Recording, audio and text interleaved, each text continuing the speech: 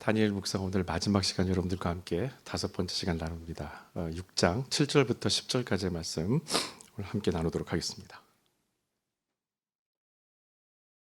6장 7절로 10절의 말씀입니다.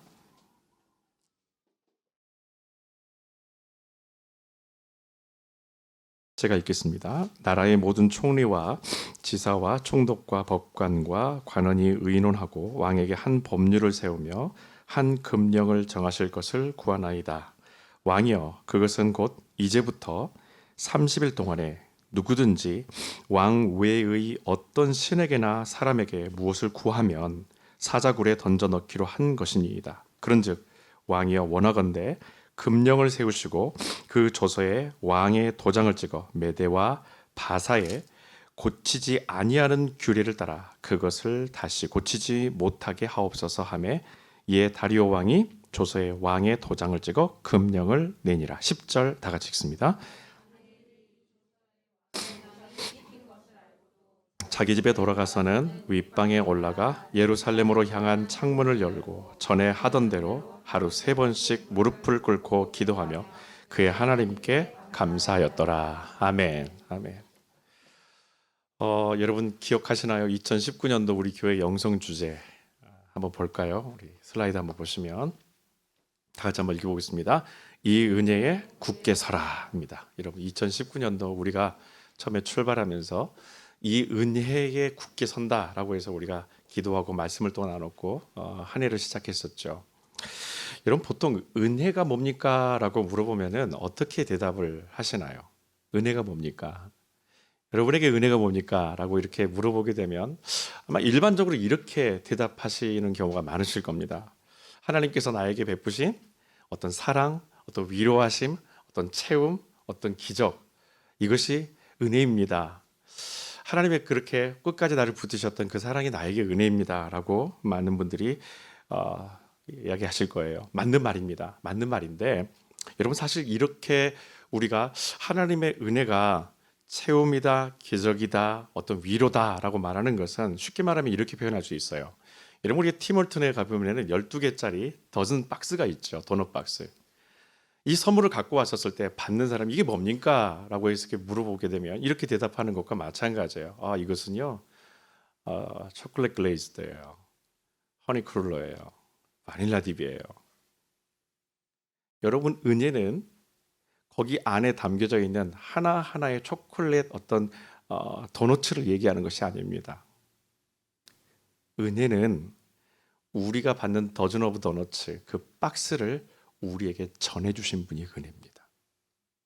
쉽게 설명을 좀 드리면 여러분 누군가가 제가 만약에 여러분의 집에 오늘 누구누구 집사님 집에 가가지고 아이들이 생각나는데 아이들에게 좀 도너츠를 줘야 되겠다. 그래서 제가 가지고 갔어요. 그걸 가지고 갔더니 목사님 웬일이세요? 제가 생각나서 이것 좀 갖고 왔어요.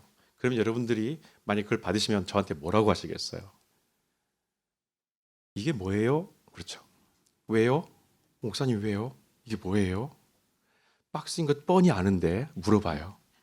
이게 뭐예요? 무슨 말입니까? 왜 내가 이걸 받아야 됩니까? 라는 거예요. 목사님 제가 뭘 잘했길래 이걸 받아야 됩니까? 무슨 날입니까? 어떤 특별한 무슨 이유가 있습니까? 아니면 목사님 저한테 무슨 얘기하려고 부탁하려고 온 겁니까? 여러 가지 수많은 생각 때문에 저한테 물어보면 왜요? 목사님 이거 뭔데요? 여러분 저는 그냥 주고 싶은 거예요. 생각나서 주고 싶어서 갖고 온 겁니다. 그러면 제가 여러분 이걸 드릴 때 여러분들이 그걸 받기 위해서 노력이 필요할까요? 그거 받기 위해서 막 제 앞에서 앞구르기 하고 막 개인기 하고 뭐 그렇게 해야 될 필요가 있을까요? 전혀 그럴 필요 없어요. 받기만 하면 돼요. 은혜가 뭡니까? 주고자 하시는 분이 당신의 마음을 가지고 주고 싶다 해서 나에게 일방적으로 찾아오셔서 당신의 그 일하심을 보이시고 전해주시는 거예요. 그거를 받는 우리가 그걸 얻기 위해서 어떠한 행위도 어떠한 노력도 하지 않아도 됩니다. 왜? 이거는 주시고자 하는 분이 갖고 계시는 마음이요 계획이고 그 계획을 쫓아서 하나님께서 그 주신 분이 일하셨던 거기 때문에. 여러분 우리가 구원을 받는 것도 주님을 만나고 믿음을 갖게 되는 것도 우리가 공부하고 연구해서 얻어지는 것은 절대 아닙니다. 절대 아닙니다. 하나님의 전적인 은혜로 우리에게 믿음이 생겨나게 되는 것이고 그 은혜로 구원받게 되는 것이 바로 우리가 오늘 하나님의 백성이 되는 그런 삶을 살 수 있는 결과로 보여지는 거예요. 공부와 연구를 통해서 내가 믿어졌다는 것은요, 다시 말하면 우리에게 이런 엄청난 시련을 갖고 오게 만듭니다. 뭐냐면 내가 노력하는 만큼 믿음이 생겨나고 믿음이 커진다라는 어떤 잘못된 신념을 내 안에 자꾸 만들게 하는 거예요. 내가 더 열심히 공부하고 더 연구했더니 내 안에 믿음이 더 커졌더라. 더 자라나는 것 같더라. 결국에 뭘 말합니까? 그분의 은혜로 내가 자라나는 것이 아니라 내 노력과 내 연구와 내 공부를 통해서 실력이 커져간다. 믿음이 커져간다라는 것을 잘못 내 안에 가치관의 신념을, 그런 신념들을 새겨넣게 만드는 것이 내 노력으로 무엇인가를 할 수 있고 노력으로 얻어졌다라는 그런 동기라는 거예요. 결국에 여러분, 내가 노력하지 않으면 보통 우리의 입에서 이런 말을 많이 하게 돼요. 요즘에 내가 예전보다 믿음이 약해진 것 같아.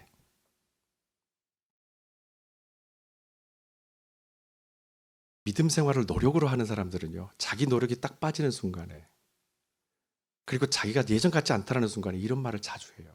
아, 내가 예전보다 믿음이 약해진 것 같아. 내가 노력하면 믿음이 강해지고 내가 노력하지 않으면 믿음이 약해진다면 여러분, 우리가 믿고 있는 게 도대체 뭐예요? 뭘 믿고 계십니까? 노력하는 만큼 믿음이 자라나게 되고 믿음이 채워지게 된다. 믿음이 좋아지게 된다. 도대체 우리가 뭘 믿는 거예요, 그러면? 믿는 겁니까? 아니면 있다고 존재한다고 내가 그냥 생각하는 겁니까? 그러면서 내가 행위를 하는 건가요? 여러분, 다니엘서는 우리에게 은혜가 무엇인지를 보게 하는데, 사실은 오늘 다니엘서를 보면서 쭉 보면서 은혜에 대한 이야기를 여러분 제가 다시 한번 정리하면서 오늘 다니엘서 전체 묵상을 마무리하려고 하는데, 위험성이 하나가 존재합니다. 바로 우리가 가지고 있는 이 사고 때문에 이 말씀을 읽을 때 하나님의 은혜에 대해서, 그 믿음 안에서의 삶에 대해서 잘못 해석할 수가 있는 한 가지 위험성이, 아주 큰 위험성이 도사리고 있다는 거예요.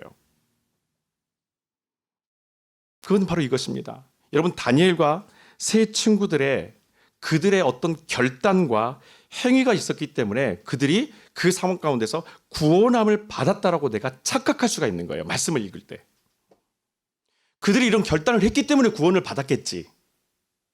그들이 이런 어떤 결단을 했기 때문에, 그들의 마음 가운데 결단이 있었기 때문에 하나님께서 그들을 구원해 주셨겠지. 그들의 믿음을 보시고. 성경은 오늘 그 얘기하지 않습니다. 성경은 그런 얘기가 없어요. 쉽게 말하면 여러분, 은혜는 우리의 행위를 통해서 완성되거나 설명되어지는 것이 아니라 전적으로 하나님에 의해서 완전하여지고 완성되어져 간다는 것을 오늘 다니엘서가 다시 한번 우리에게 주지시켜 주는 거예요. 여러분, 다니엘서는 어떤 시대의 이야기입니까? 포로기 때의 이야기예요. 다 망해버리고 실패하고 하나님의 경고에서 그 경고를 지키지 않은 삶의 결과로서 나타난 삶 속에서 그들이 끊임없이 동일하게 무너지지 않는 하나님 나라의 삶을 이야기하고 있는 것이 다니엘서입니다. 이것을 여러분 만약에 발견하게 되면 우리의 힘과 노력과 연구로 믿음이 생긴다라는 어떤 강박에서 우리가 이제는 완전히 자유함을 얻게 되는 거예요. 즉, 감정에 지금까지 휩쓸리면서 아슬아슬한 신앙생활을 해왔었던 모든 상황들의 신앙 패턴에서요, 이제는 작별을 할 수 있는 시간이 온 겁니다. 이 은혜를 알게 되면. 여러분, 인간의 몸에 깊게 배어있는 것이 종교성이라는 것이 있어요. 누구든지 다 종교성을 갖고 있습니다. 모든 사람들이 종교성을 갖고 있어요. 이렇게 우리가 갖고 있는 이 종교성과 복음을 통해서 누리는 이 은혜의 격차는요, 어마어마합니다. 기본적으로 내가 갖고 있는 이 종교성이 복음과 딱 부딪혔을 때 그 격차는요, 우리가 상상할 수 없을 만큼 극과 극으로 나눠지게 되는 거예요. 비슷하지 않아요. 그런 종교성으로 신앙생활을 한다? 절대로 그렇게 우리가 신앙생활이 이어질 수가 없습니다. 이걸 자꾸 무너뜨려야 되는 것이 바로 말씀 앞에서 우리가 깨어져야 되는 부분이라는 거예요. 그것을 오늘 상징적으로 보여주는 한 가지 단어가 성경에 오늘 등장하는데 그것이 바로 사자굴이라는 단어예요. 사자굴. 3장에 보게 되면은 다른 단어로 뭐라고 표현하냐면 풀무불이라는 게 나와요. 다니엘이 지금 경험한 것은 사자굴이요. 다니엘의 친구들이 경험했던 것은 풀무불이죠. 자, 사자굴과 풀무불 무엇을 얘기할까요? 죄에 대한 심판과 처벌을 말합니다.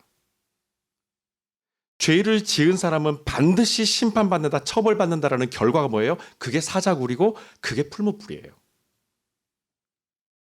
로마서 6장 23절 우리가 잘 아는 말씀 있죠. 죄의 삭은 사망이다. 지금 그들 앞에 지금 모여져 있는 그들이 만약에 이 나라의 법을 어기고 죄를 짓게 되면은 결국 그들이 가게 되는 것이 무엇입니까? 그게 사망이에요. 그게 사자굴이고 그게 풀무불이라는 겁니다. 만약에 유죄가 확정되면 누구도 살아나올 수 없는 곳이 바로 오늘 성경이 우리에게 말하고 있는 사자굴이에요. 어느 정도로 강력했을까요? 7, 8, 9절에 보게 되면은 왕 앞에 이 법을 가지고 와서 그 법을 발의하기 위해서 어떤 사람들이 왔는지에 대한 이야기가 나와요. 7절 한번 보실까요? 7절. 한 줄만 읽어봅시다. 나라의 모든 총리와 지사와 총독과 법관과 관원이 의논하고. 여러분, 한 나라의 법을 제정하는 데 있어서 그냥 국민청원 해가지고 20만 명 넘어가게 되면 정부가 대답해라 이런 방식이 아니라는 거예요. 지금 이 법령을 갖고 온 사람은 누구냐면은 모든 법을 만들 수 있고 그 법을 지켜가게 만들고 그 법을 어기게 됐을 때 그것을 처벌하고 판단할 수 있는 기준을 완벽하게 만들 수 있는 사람들이 지금 왕 앞에 옵니다. 그들이 왕 앞에 와서 왕에게 제시합니다. 왕이시여, 30일 동안에 아주 짧은 시간이에요. 집중적으로 그 법을 선포해서 30일 동안에 만약에 한 사람이라도 걸리게 되면은 그 걸림을 통해서 그 죄악을 지음을 통해서 그 사람을 사자굴에 던져버리십시오. 그리고 이 법을 누구도 바꾸지 못하도록 당신이 사인하십시오. 이게 7, 8, 9절이에요. 왕이 거기에 조서에 사인해버립니다. 인을 찍어버리죠.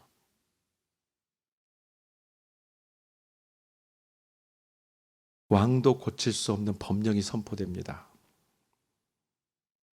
어느 정도로 이 법이 강했는지 한번 볼까요? 14절 한번 보십시다. 14절 다 같이 여러분들이 읽습니다. 시작.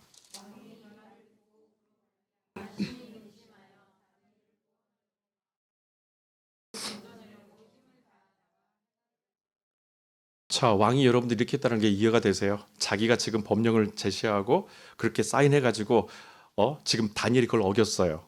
그 사람을 찾아내기 위해서, 그 사람을 구해내기 위해서 왕이 무엇을 했다고요? 근심했다고 했어요. 자기도 손을 못 대는 거예요. 자기 말고는, 나 자신 말고는 다른 신을 섬기고 강구하는 것을 거부하게 만드는, 너무 어떻게 보면 나한테 좋은 법 아닙니까?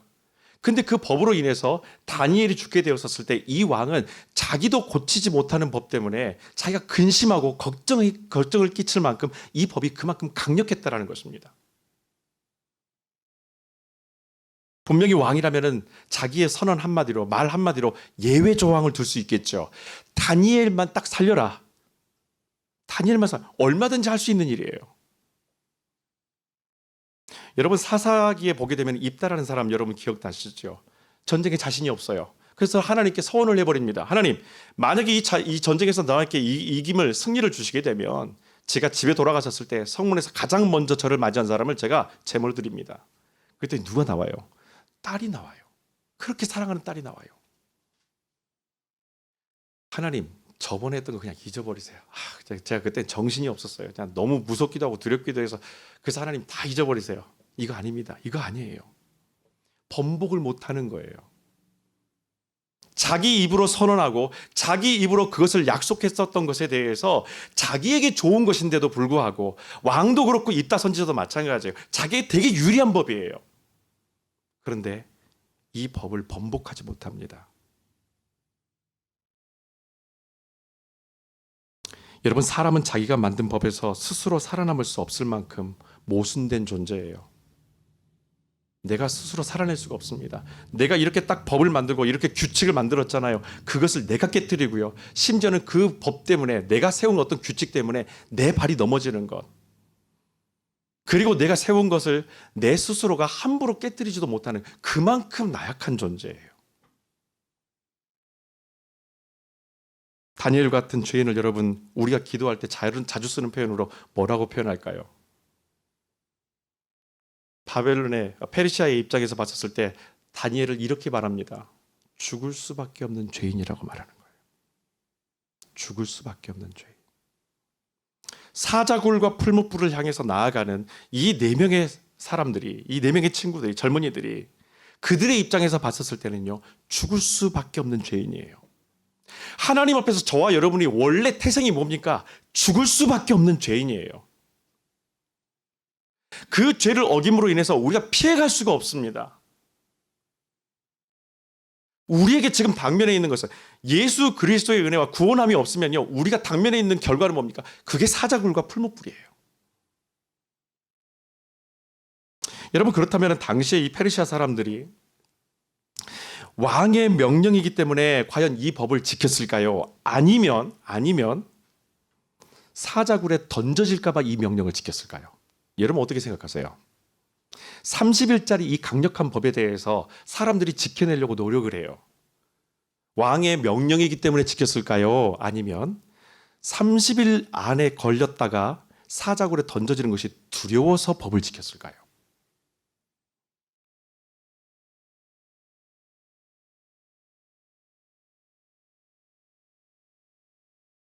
이것을 우리의 신앙에 대한 이야기로 바꿔볼까요? 여러분은 하나님의 말씀이기 때문에 이 성경 말씀을, 하나님의 말씀을 지키십니까? 아니면 벌 받을까 봐, 손해 볼까 봐, 징계 받을까 봐 여러분 하나님의 말씀을 지키시나요?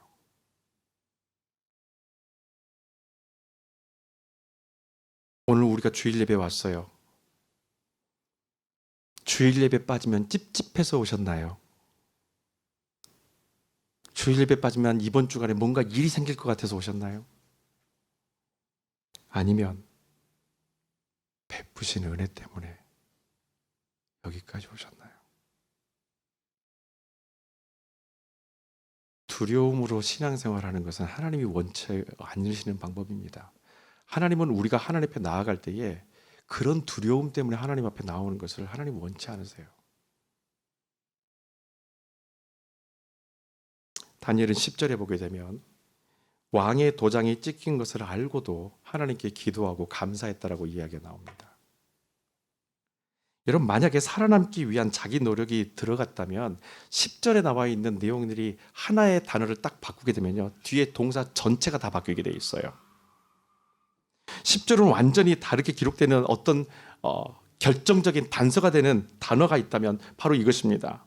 왕이 도장을 찍었었을 때 그 찍힌 것을 알고도라고 되어 있는 이 표현을, 알고도라고 되어 있는 이 표현을요, 바꾸는 거예요.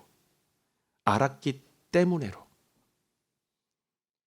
내가 살기 위해서, 내가 살아남기 위해서 사는 사람은 알고도 하나님께 예배하는 사람으로서 그렇게 살아가는 사람과 완전히 다릅니다. 질적으로 달라요.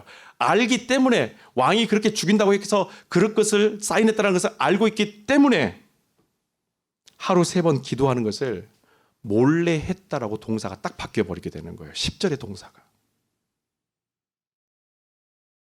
여러분, 다니엘뿐만 아니라 각자 자기 신을 섬기는 사람들이 페르시아 안에 있어요.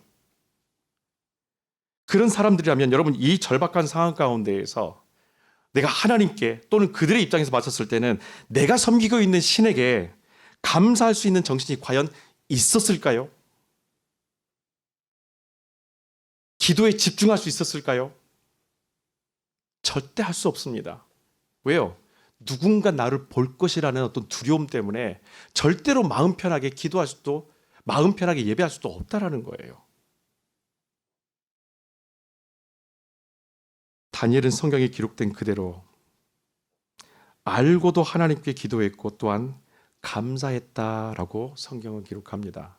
여러분, 현대어 성경 갖고 계시는 분들 있죠? 10절의 말씀에 보게 되면은 다른 단어들, 동사들, 부사들을 많이 바뀌는데 개역개정 성경과 현대어 성경이 그대로 세 글자를 동일하게 옮겨놓은 것 중에 하나가 뭐냐면요, 알고도라는 말이에요. 이게 무척 중요한 단어입니다. 알고도. 여러분, 복음이 왜 은혜일까요? 복음은 전적으로 은혜예요. 복음은 은혜입니다. 죽을 수밖에 없는 죄인인 우리를 하나님의 전적인 계획과 결단으로 우리 주 예수 그리스도를 통해서 누구든지 저를 믿는 자마다 구원을 얻게 하시는 하나님의 완벽한 계획과 구원 사역을 통해서 우리가 하나님의 백성이 될 수 있었던 것, 그렇기 때문에 복음은 완전한 은혜예요. 여기에는 우리의 어떠한 노력과 결단도 개입할 수가 없습니다. 내가 믿음의 결단을 하게 되면 구원을 받을 수 있지 않을까? 내가 이렇게 알고도 결단했으니까 하나님이 나에게 구원을 주지 않을까? 내가 이렇게 어려운 상황인데도 예배드리고 있으니까 하나님이 나를 축복해 주지 않을까? 성경 어디에도 그렇게 하나님이 움직이시는 분이라는 것을 기록하고 있지는 않습니다. 내가 이렇게 했기 때문에, 내가 이런 정성을 보였기 때문에, 이런 마음을 내가 했기 때문에 하나님께서 나에게 보여주시겠지. 내가 정말 노력했으니까. 없어요, 그런 말은. 여러분, 지금까지 역사적으로 사람들이 만들어낸 모든 종교의 신들과 스스로 존재하시는 우리 하나님, 창조주 하나님을 감히 비교했었을 때 그 신의 위대함을 뚜렷이 알 수 있는 한 가지 방법이 있어요. 사람들이 만들어 놓은 신과 스스로 존재하시는 우리 하나님, 누가 더 위대하냐? 그것을 알 수 있는 방법은 신이 거절했었을 때 그 신의 거절에 대한 신도들의 반응을 보면 분명히 나타납니다. 여러분, 사람이 신을 만들 때에는요, 그 자체가 신을 만드는 사람과 정성과 노력과 자기 생각이 다 들어가 있어요. 그렇기 때문에 그 신을 프로그래밍 할 때는 이렇게 프로그래밍 합니다. 내 노력과 정성에 절대로 거절하지 못하는 신을 만드는 거예요. 그게 우상이에요. 사람들이 지금까지 역사 가운데서 만들었던 모든 잡다한 신들의 공통점이 다 그거예요. 내가 정성을 다하고 내가 노력하게 되면은 반드시 이 신은 응답해야 된다는 그 신으로서 만들었기 때문에 프로그래밍 자체가 처음부터 다 다릅니다. 그래서 사람들은 자기의 소원을 성취하기 위해서 지극정성으로 신에게 매달리는 거예요. 여러분, 우리가 보기에 무슬림들이 하루 3번 기도하죠. 이 무슬림들이 하루 3번 기도하는 것이 마치 우리가 본받아야 될 어떤 신앙의 절대적인 가치로 보인다고, 그걸 본받아야 된다고 말하는 사람도 있을 수 있어요. 절대 그렇지 않습니다, 여러분. 무슬림들이 하루 3번 기도하는 것, 우리가 닮아야 될 것이 절대 아니에요. 아니, 목사님, 그래도 우리보다 낫잖아요. 시간마다 절대로 그 시간 놓치지 않고 무슨 일을 해도 식당에서 일을 하든 자리 펴고 메카를 향해서 기도하고, 비행기 날아다닐 때는 비행기 안에서 나침판이 있어요. 그래가지고 그 자리를 만들어놔요. 어느 쪽 방향이라고, 메카의 방향이라고 에미레이트 항공이라는 그 항공사에 보게 되면 비행기 안에 그게 다 들어가 있어요. 그 시간 되면요 거기 와서 다 기도합니다. 그 우리가 보면서 와, 저거 본받아야 돼, 본받아야 돼. 절대 그렇지 않아요. 이런 종교 행위를 본받으라고 하나님께서 우리에게 예수 그리스도를 보내준 적이 없어요.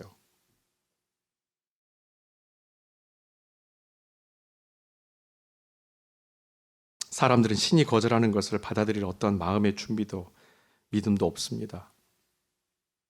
왜냐하면 내 노력과 정성만 있으면 반드시 이루어진다는 신념들을 가지고 있고, 그런 가치와 개념으로 사람에 의해서 끊임없이 지금까지 많은 신들을 만들어 왔었어요.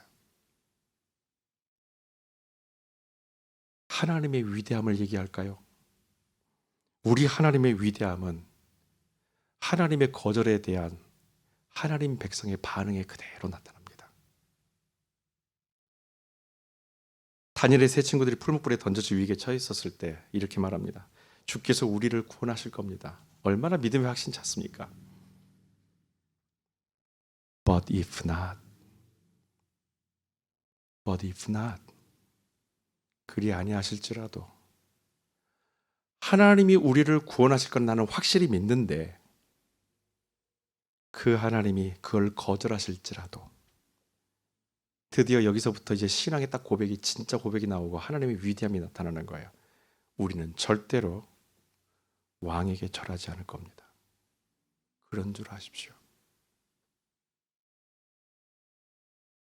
하나님이 얼마나 위대하고 하나님이 얼마나 거룩하시고 하나님이 얼마나 영화로우신지 다니엘의 이 세 친구들의 입술에서 그대로 선포됩니다. 그분이 거절하셔도 우리는 그분 사랑합니다.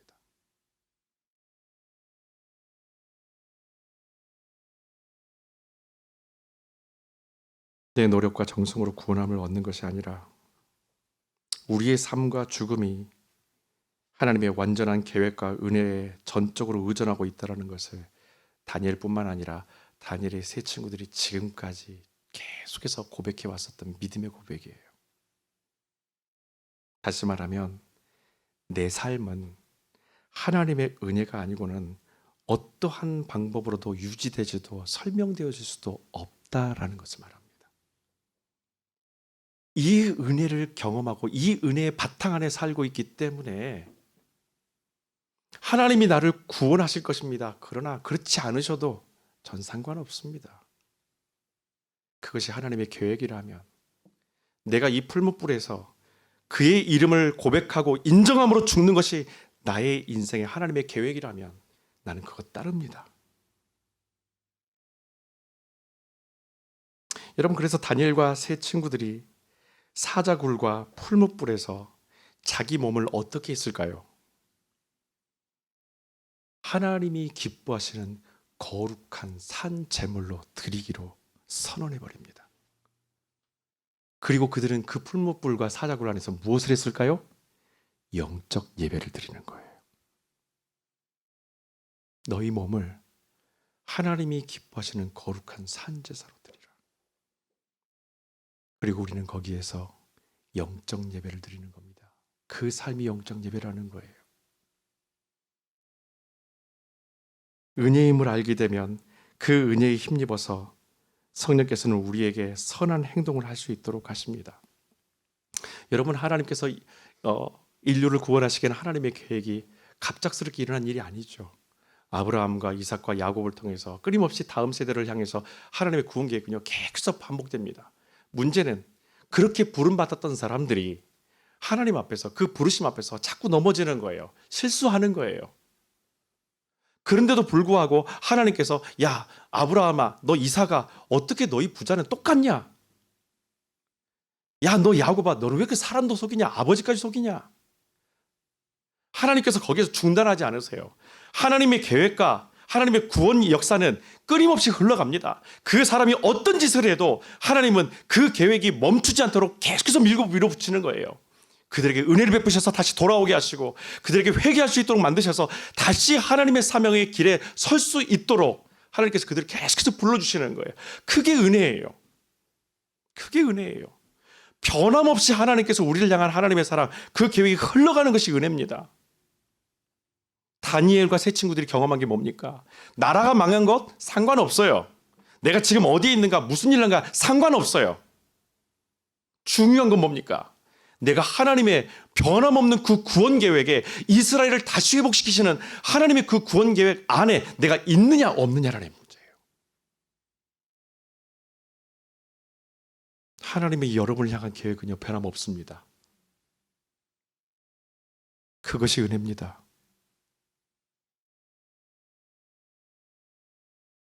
보금자리 교회가 여러분 왜 세워졌을까요? 저한테 비전을 줬기 때문에 보금자리 교회가 세워졌을까요? 그렇게 되면은 보금자리 교회 이름을 바꿔야죠. 제 이름으로. 아니요. 보금자리 교회가 세워진 것은 저의 어떤 비전 때문에 세워진 것 절대 아닙니다. 하나님의 계획하심 또 하나님 나라 백성들이 이런 교회가 세워지기를 그 시간 동안에 수없는 많은 시간 동안에 함께 기도했었고 그 기도와 하나님의 계획하심 안에서 저는 부름받고 여러분도 부름받고 이 자리에 있는 겁니다. 그래서 교회는 존재하는 거예요.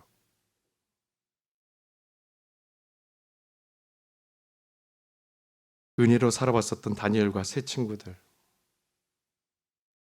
그리고 저와 여러분의 삶 속에서 여러분 소망이 무엇입니까? 여러분의 이제 소망이 뭐예요? 하나님의 변함없는 구원 계획, 하나님께서 계속해서 끊임없이 그냥 동일하게 일하시고 계시는 변함없는 우리의 상황과 우리의 어떤 죄악된 모습들 거기에 상관없이 하나님은 동일하게 계속 일하시는데 그 하나님의 은혜를 경험하고 살아가는 저와 여러분이 앞으로의 소망이 뭐가 돼야 될까요? 저는 바울의 이런 이야기를 좋아합니다. 빌립보서 1장 20절의 말씀 현대 성경으로 함께 읽어보겠습니다. 나의 간절한 기대와 희망은 내가 부끄러움을 당할 일을 일체 하지 않고 오히려 시련을 당하고 있는 지금도 예전과 같이 언제나 그리스도를 위해 담대하게 말하고 또 살든지 죽든지 어떤 순간에도 나의 존재로 그리스도의 영광을 드러내는 일입니다. 아멘. 여러분, 다니엘과 세 친구들이 은혜 가운데 살아갔었을 때 그들의 믿음의 고백은 바로 이거예요. 내가 살든지 죽든지 어떤 순간에도 나의 존재로 말미암아 그리스도의 영광이 드러나는 일을 나는 소망합니다. 은혜라는 것은 갑작스럽게 한번 받거나 갑작스럽게 나를 감동시키는 깜짝 선물만이 은혜만은 아닙니다. 진정한 하나님의 은혜는 변함없이 지금까지 우리를 향해서 계획하시고 그 계획을 한 번도 번복하지 않으시는 하나님의 그 신실하심, 그리고 동일하게 우리를 향해서 주시는 아버지의 마음이, 그것이 바로 우리에게 있어서 은혜입니다. 그래서 다니엘과 세 친구들은 어떤 상황에 있든지 간에 흔들릴 수가 없는 거예요. 왜? 지금까지 경험해왔던 모든 바벨론의 삶, 페르시아의 삶, 하나님의 인도하심 없으면 지금 이 자리에 존재할 수 없었던 시간이었기 때문에. 제가 여러분하고 한 가지 찬양하고 싶은 게 있어요. 여러분, 이 찬양이 사자굴과 풀무불 같은 이 세상 속에서 오늘 빌립보서 1장 20절에 있는 이 말씀을 고백하는 것처럼 살든지 죽든지 우리가 주의 영광을 위하여서 살아갈 수 있는 믿음의 고백, 그리고 그렇게 살아갈 수 있도록 하시는 것이 변함없는 하나님의 은혜였음을 함께 믿음으로 고백하면서 나아갔으면 좋겠습니다.